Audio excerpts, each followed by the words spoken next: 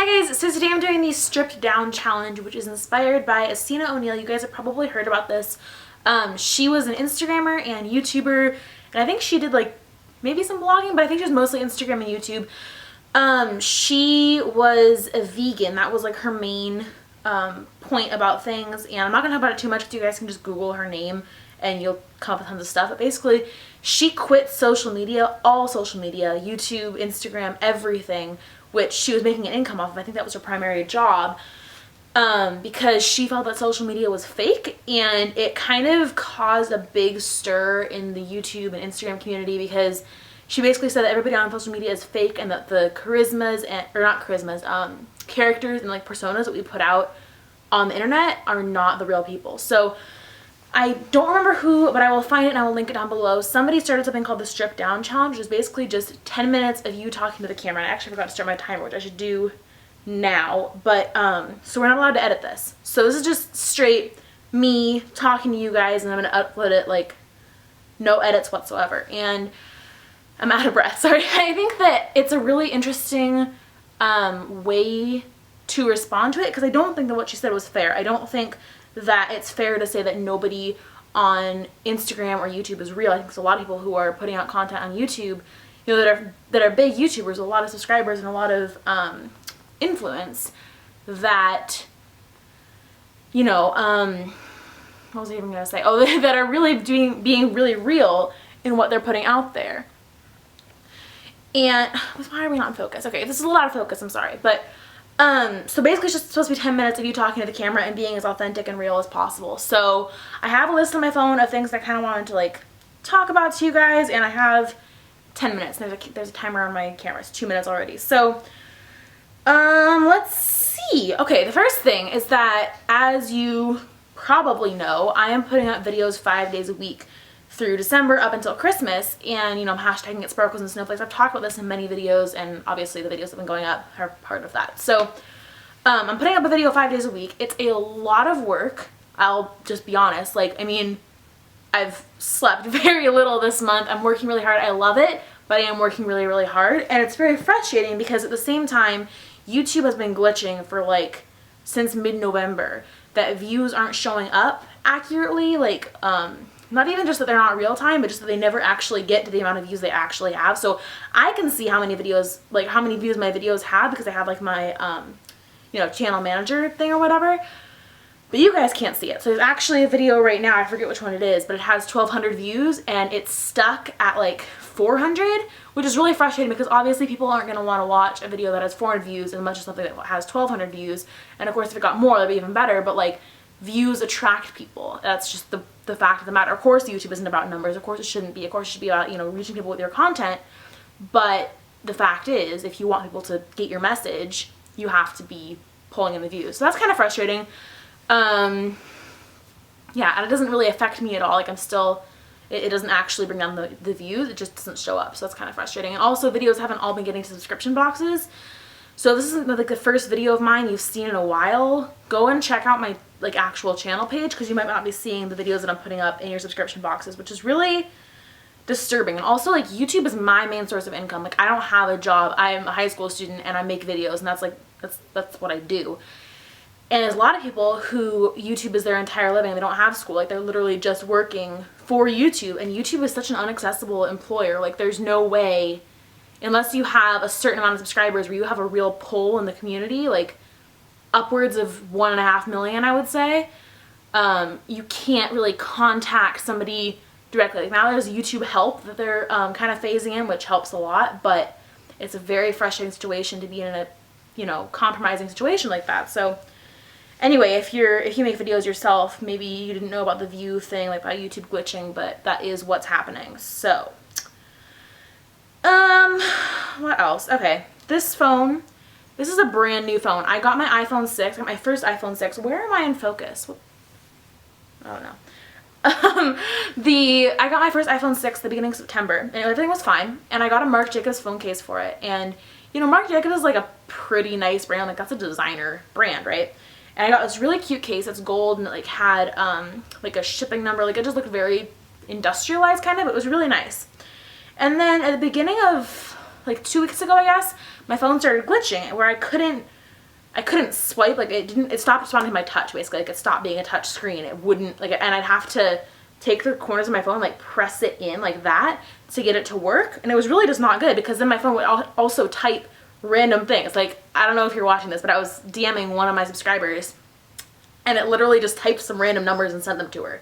And I did that to like 8 other people in my contacts. They just texted them random things and I wasn't pressing at all. So it was like a possessed phone basically. And we took it into the Apple store and they said, oh, it's your case. Your case is too tight. And the case was so tight that it had lifted up the screen. And that's why everything was like out of whack because it wasn't calibrated anymore.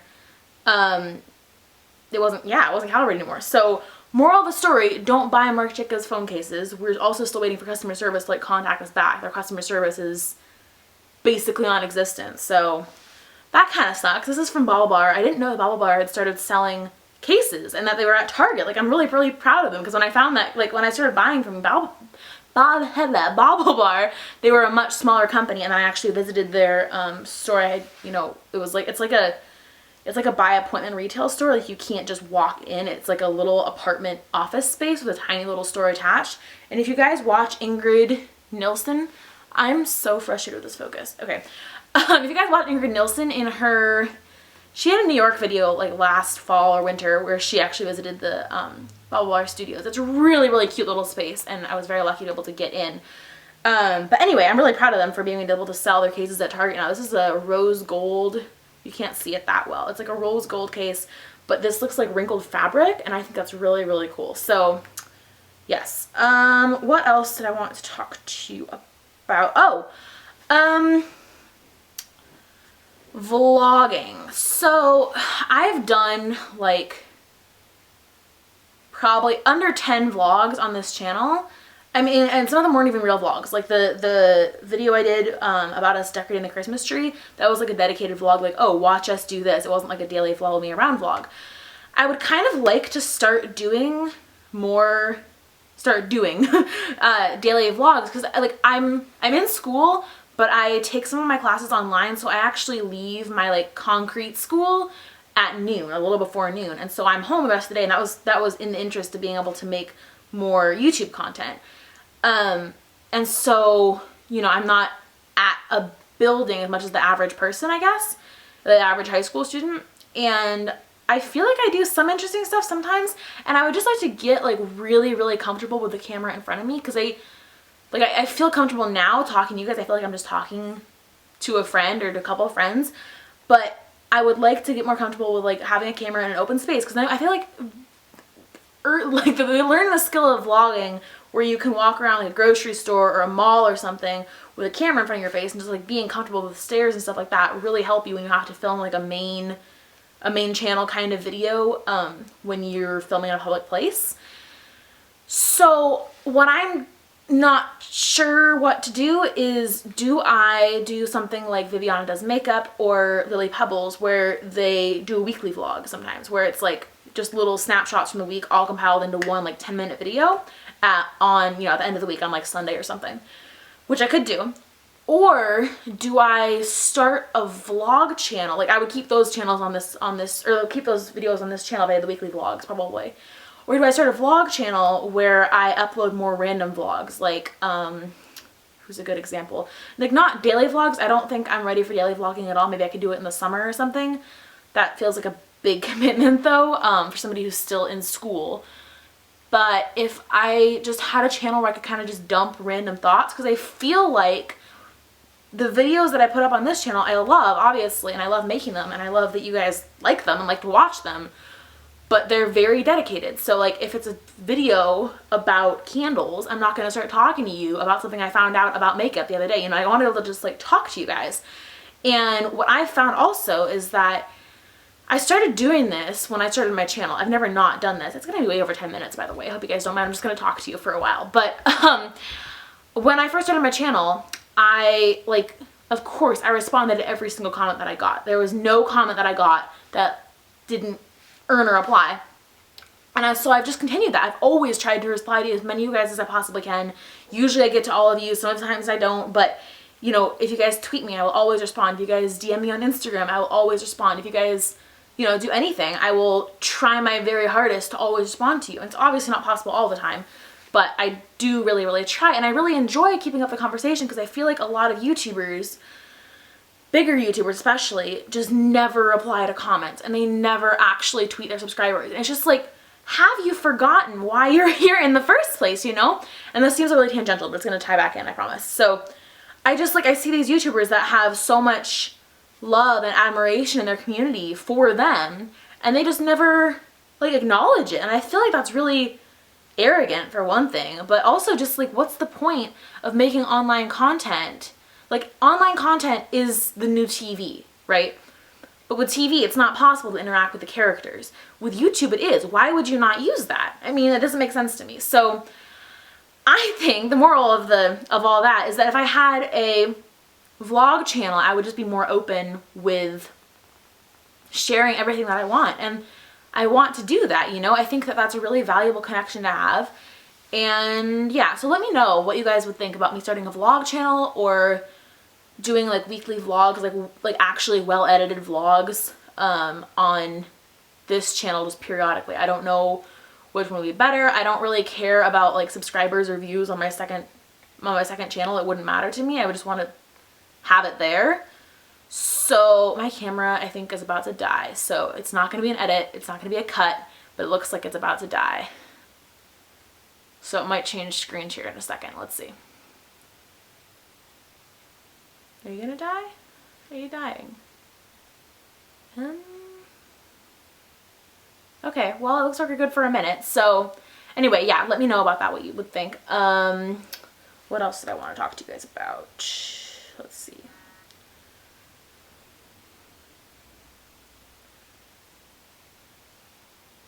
As predicted, the camera died. So, let's see. The next thing, this is really random, but my chin, like from here all the way to here, you can't really see it on camera, but it's been an absolute acne wreck for like 2 months now at least. And it's so frustrating because my skin was really clear for a long time, and then my acne just like blew up. And it's not even like I'm sorry, this is really gross, but it's not even like pimples, it's just like marks. And I went to a dermatologist and they gave me this like prescription cream that's supposed to like wipe out acne within 2 months or whatever. And I started using it and it was so harsh. It was such an intense drying thing that literally my skin got so red and so flaky and so painful. I just had to stop using it. I couldn't go through that. And also it just like, it made my skin look worse under makeup too, because I feel like acne, like obviously you cannot cover all this. Like it's so bad that I cannot just cover all of it with concealer. It's not possible, which is really frustrating and really gross. But with the really drying stuff, it just looks even worse under makeup because it makes your skin look all peely and blah, blah. So I'm working really hard to like just try and keep good care of my skin and hope it clears up. But yeah, so if you're going through acne right now, I feel you and we'll get through this together and it's all gonna be okay. This is really random, but as you guys probably know, probably know, I've been vegan for almost 2 years now. It'll be 2 years in February. And this year in 2016, and also just like right now, I'm starting a more plant-based vegan diet because in the past year, I feel like I've eaten a lot of vegan junk food, which I know like to some of you guys is gonna seem so ridiculous. Vegan junk food, it's gotta be healthy. But it's really easy to be a vegan and just eat junk food all the time. Like it's really easy. And of course it's better for you than non-vegan junk food, but it's still junk food. It's just like empty calories. And so I want to start a more plant-based vegan diet, and that goes along with getting fitter and weight loss and things like that. And actually this isn't super random. I kind of wanted to talk to you guys about this anyway. So one of my most popular videos, I think it's my second most popular video on this channel. It's called I Have a Secret, and it's about the struggle, journey, experience I had with an eating disorder, mostly in freshman year of high school. And you know, obviously I gained recovery weight to not be underweight anymore. And there's been such an overwhelming response on that video, and also just like outside of that video. Like that video was uploaded at the June, I think.